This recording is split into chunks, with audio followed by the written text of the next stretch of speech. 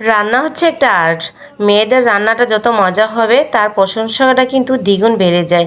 তা আসসালামু আলাইকুম, সবাই কেমন আছেন? আশা করি ভালো আছেন। দেখতে পাচ্ছেন আমি এখানে দেশি মুরগির ঝোল রান্না করেছি। এটা কিন্তু ভীষণ মজার হয়। আর এটা কিভাবে রান্না করলাম চলেন দেখে আসি। প্রথমত এখানে কড়াই দিয়ে দিচ্ছিলাম পরিমাণ মতো তেল, তারপরে এখানে দিয়ে দিলাম পেঁয়াজ কুচি।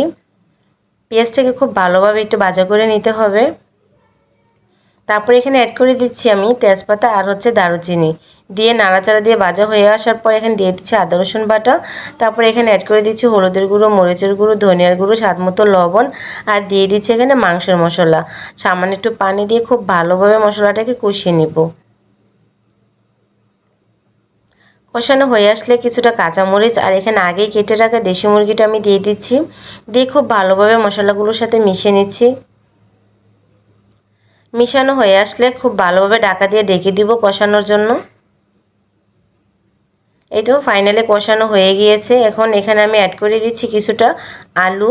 আর আলুটা দিলে কিন্তু দেশি মুরগির মধ্যে অনেকটাই মজার হয়, আর আলুটা অনেকেই পছন্দ করে। তারপর দিয়ে আরেকটু ঢাকা দিয়ে ঢেকে দিলাম কষানোর জন্য। এই তো ফাইনালি কষানো হয়ে গিয়েছে। এখন দিয়ে দিচ্ছি পরিমাণ মতো ঝোল।